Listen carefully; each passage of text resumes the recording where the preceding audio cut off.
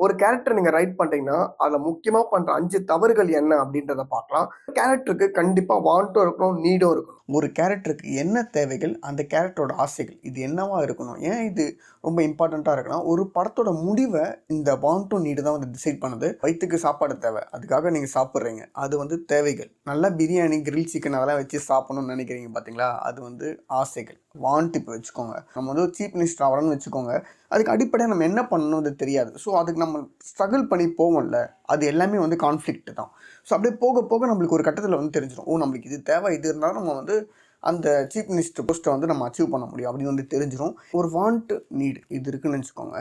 ஒரு கேரக்டர் வந்து வாண்ட்டை வந்து அச்சீவ் பண்ணுறாரு, ஒரு படத்தில் வந்து ஜெயிச்சிட்டாரு அப்படின்னா அது வந்து எமோஷனல் கனெக்ட் வந்து கொடுக்காது. ஆனால் அந்த நீடு இருக்கவங்களே இப்போ தேவைகளாக இருக்குது. விஸ்வாசம் படம்னு வச்சுக்கோங்க. அஜித் வந்து அவங்க பொண்ணு கூட சேர்றது வந்து தேவைகள். ஒரு அப்பா ஒரு பொண்ணு கூட வந்து சேர்றது வந்து ஒரு தேவைகள். அந்த பொண்ணோட ஆசைகள் வந்து இருக்கலாம். என் பொண்ணு இந்த அளவுக்கு அச்சீவ் ஆகணும். அதை அச்சீவ் பண்ணுறதை விட அஜித் கூட அந்த பொண்ணு சேர்ந்துச்சு பார்த்தீங்களா, அதுக்கு தான் வந்து எமோஷனல் கனெக்ட் வந்து அதிகமாக இருக்கும். நீடுக்கு வந்து எமோஷனல் கனெக்ட் வந்து அதிகமாக இருக்கும். வாண்ட்டுக்கு வந்து எமோஷனல் கனெக்ட் வந்து அந்த அளவுக்கு வந்து இருக்காது. இந்த வாண்ட் நீடு தான் உங்கள் படத்தோட எண்டிங்கை வந்து டிசைட் பண்ணுது. அதாவது உங்கள் படம் முடிஞ்சதுக்கப்புறம் அது என்ன எண்டிங், ஹாப்பி எண்டிங்கா, இந்த படம் வந்து ரொம்ப சேடாக இருக்கா அப்படின்ற மாதிரி உங்களுக்கு டிசைட் பண்ணுவீங்க பார்த்தீங்களா. அது டிசைட் பண்ணுறதுக்கு முக்கியமாக இருக்கிறது இந்த வாண்ட் அண்ட் நீட் தான். நீங்கள் வந்து ஒரு கேரக்டருக்கு வாண்ட் அண்ட் நீடு ரைட் பண்ணணும். அதை ரைட் பண்ணிங்கன்னா வாண்ட்டு தெரிஞ்சிச்சுன்னா அதுக்கப்புறம் போக போக நீடு வந்து தெரிய ஆரம்பிக்கும். இந்த வாண்ட்டை சேஸ் பண்ண போகிற எல்லாமே வந்து கான்ஃப்ளிக்டாக வந்து இருக்கும். கேரக்டர் ஆர்க் என்னன்னா, ஒரு கதையை நீங்க எழுத ஆரம்பிக்கிறீங்க. அப்ப அந்த கதாபாத்திரம் இருக்கு. அந்த கதாபாத்திரத்தோட ஆரம்ப பயணம் அங்கிருந்து முடிகிற பயணம் வரைக்கும் அந்த கேரக்டர் வந்து சேஞ்ச் ஆயிருக்கணும். இப்ப எக்ஸாம்பிள் அண்ணாமலை படத்துல இல்ல பாஷா படத்துல எல்லாம் பாத்தீங்கன்னா ஆட்டோக்காரரா இருப்பாரு, இன்னொரு படத்துல பால்காரரா வந்து இருப்பாரு. ஆனா முடியும் போது அவர் ஒரு பெரிய டானா இருப்பாரு, இன்னொரு படத்துல ஒரு பெரிய பிசினஸ் மேனா வந்து இருப்பாரு. 96 படத்துல பாத்தீங்கன்னா அவர் பயந்து பேசுறதுக்கு, அந்த பொண்ணு கூட பேசுறதுக்கு ரொம்ப தயக்கமா இருப்பாரு. ஆனா படம் முடியும் போது அந்த பொண்ணு கிட்ட பேசி எல்லாமே முடிச்சு ஒரு சாட்டிஸ்பாக்சன் வந்து அவருக்கு வந்து கிடைச்சிருக்கும். அவர் அந்த தோல்வியை வந்து அக்செப்ட் பண்ணியிருப்பாரு. ஸோ எமோஷனலா வந்து சேஞ்ச் ஆயிருப்பாரு. அது கூட கேரக்டர் ஆர்க்ல தான் இருக்கு. முதல்ல கேரக்டர் ஆர்க் எழுதுறதுக்கு நீங்க ஒரு 7 முக்கியமான பாயிண்ட்ஸ் வந்து ஞாபகம் வச்சுக்கோங்க. முதல் பாயிண்ட் அந்த ஹீரோ யாரு, 2வது பாயிண்ட் அந்த கேரக்டரோட ஃப்ளா, 3வது பாயிண்ட் அந்த கேரக்டரோட வாண்ட், அதுக்கப்புறம் நீடு, 4வது பாயிண்ட் வாண்ட் உங்களுக்கு தெரிஞ்சிச்சுனாலே ஆட்டோமேட்டிக்கா கான்ஃப்ளிக்ட் வந்து கிரியேட் ஆயிடும். 4வது பாயிண்ட் கான்ஃப்ளிக்ட். 5வது பாயிண்ட் கான்ஃப்ளிக்ட் இருந்தா அடுத்தது வந்து உங்களுக்கு ஆக்ஷன் வந்து கிரியேட் ஆகும். என்ன பிரச்சனைகள் எல்லாம் ஃபேஸ் பண்ணி எல்லாமே ஃபேஸ் பண்ணுவாங்கல்ல, அதுதான் 5வது பாயிண்ட்.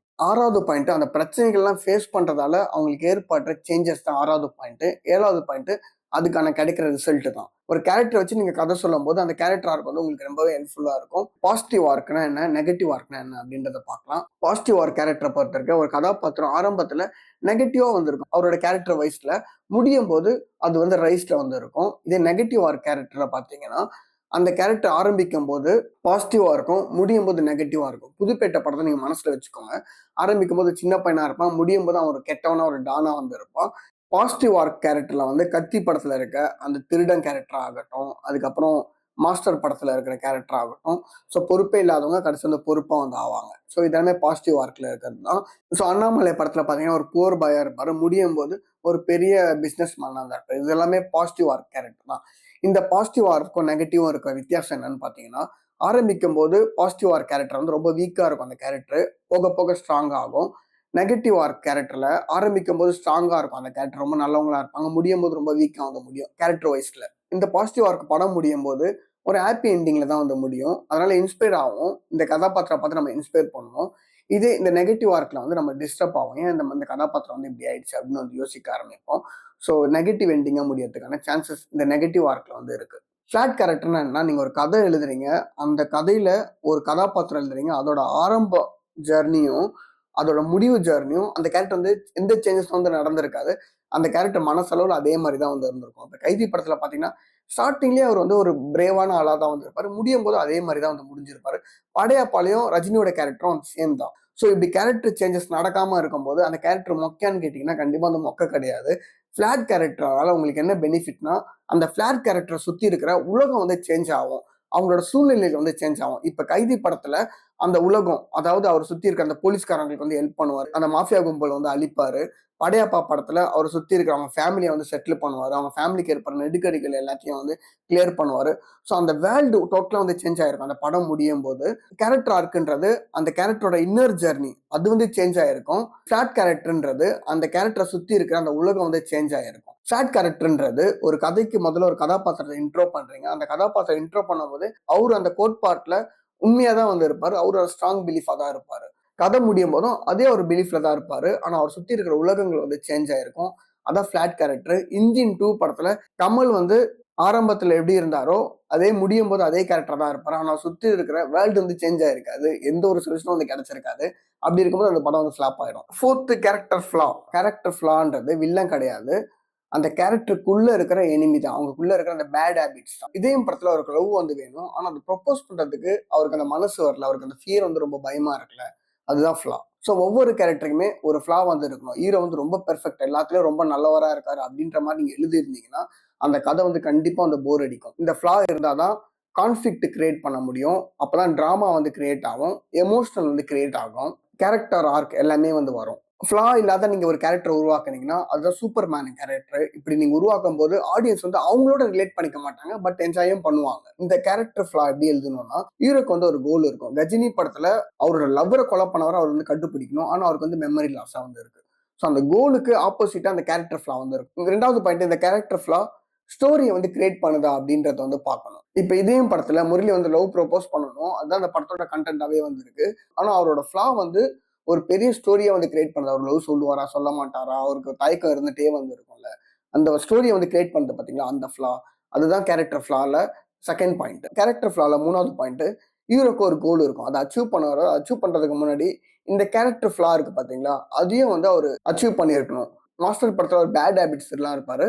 படம் முடியறதுக்கு கொஞ்ச நேரம் முன்னாடி அந்த பேட் ஹேபிட்ஸ் எல்லாத்தையும் வந்து விட்டுருவாரு. Fifth character web. கேரக்டர் வெப்னு என்னன்னா ஹீரோ தனியா ஒரு ஹீரோவா ஆக முடியாது. அவரை சுத்தி கதாபாத்திரங்கள் பண்ற விஷயங்களால் தான் அவர் ஹீரோவா வந்து ஆவாரு. இதுக்கு முக்கியமான ஒரு 6 பாயிண்ட்ஸ் இருக்கு. நம்ம எக்ஸாம்பிளோட வந்து பார்க்கலாம். First point hero. அண்ணாமலை படம் எடுத்துக்கோங்க. அவர் வந்து ஒரு பால்காரர். ஆன்டகனிஸ்ட். இந்த படத்தோட ஆன்டகனிஸ்ட் யாருன்னா அவரோட ஃப்ரெண்டும் அவரோட அப்பாவும் ராதாரவி கேரக்டர் தான். மூணாவது பாயிண்ட் மென்டார். ஸோ அட்வைஸ் பண்றது அந்த கேரக்டர் அட்வைஸ் பண்றது எல்லாமே அவங்க அம்மா கேரக்டர் தான். நாலாவது பாயிண்ட் கான்ஃபிடென்ட். இந்த படத்துல கான்ஃபிடென்ட் கேரக்டர் யாருன்னு பாத்தீங்கன்னா ஜனகராஜ் தான். ரஜினி அவரோட மனசுல இருக்கிறது எல்லாமே வந்து ஷேர் பண்ணுவாரு. அந்த பாவிங்களால தெருவுக்கே வந்துட்டான். ரஜினி மனசுல இருக்கிறத ஆடியன்ஸ் கிட்ட ஷேர் பண்றதுக்கும் இந்த கேரக்டர் வந்து உதவுது. அஞ்சாவது பாயிண்ட் ஃபாயில் கேரக்டர். ஃபாயில் கேரக்டர்னா ஹீரோக்கு ஆப்போசிட்டா இருக்கிற கேரக்டர் தான். வீட்டை இடிக்க வேண்டிய நிலைமை இடிச்சாச்சு. ராதாரவி அவரோட ஃப்ரெண்டு கேரக்டர் வந்து பணக்காரங்களா இருக்கும்போது அவங்க நேர்மை தவறிடுவாங்க. ஸோ அவங்களோட பிஹேவியர் எல்லாமே வந்து வேற மாதிரி இருக்கும். ஸோ இவங்க பிஹேவியர் வேற மாதிரி இருக்கிறதால தான் ரஜினி பணக்காரரா ஆனதுக்கு அப்புறமா அந்த கேரக்டர் வந்து நம்ம லைக் பண்ண முடியுது. ஒரு பழசு மாதிரி தான் இருக்கிறாரு அப்படின்னு நம்மளுக்கு வந்து தோணுது பாத்தீங்களா. இதுதான் ஃபாயில் கேரக்டர். இது கொண்டு போய் அசோக் கிட்ட கொடுத்துருங்க. ஆறாவது பாயிண்ட் லவ் இன்ட்ரெஸ்ட். இந்த படம் வந்து ரொமான்ஸ் பிலிம் வந்து கிடையாது. இந்த மெயின் ப்ரொட்டகனிஸ்ட் அவரோட நீடை வந்து சொல்லுது. இந்த டைலாக் வந்து பாருங்க. இப்படி குழந்தை மாதிரி சிரிச்சுக்கிட்டே இருக்கணும். அந்த பழைய சிரிப்பை நான் மறுபடியும் பார்க்கணுங்க. ஸோ இந்த ப்ரொட்டகனிஸ்ட் ஆசைப்படுற விஷயங்களை லவ் இன்ட்ரெஸ்ட் மூலியமா வந்து சொல்ல வைக்கிறாங்க. இந்த 5 மிஸ்டேக்ஸ்ல எனக்கு தெரிஞ்சு அதிகமா பண்ற மிஸ்டேக்ஸ் என்னன்னா இந்த கேரக்டர் வெப் தான். யாருமே யூஸ் பண்றது இல்ல. ஸோ இந்த கேரக்டர் வெப் வந்து யூஸ் பண்ணுங்க. இந்த மேஜரா இருக்க 5 மிஸ்டேக்ஸ் நீங்க கேரக்டர் பத்தி எழுதுறீங்கன்னா இந்த 5 மிஸ்டேக்ஸ் இல்லாம வந்து பாத்துக்கோங்க. என்னோட தகவல் உங்களுக்கு பிடிச்சிருந்துச்சுன்னா என்னோட பேஜ் வந்து ஃபாலோ பண்ணுங்க.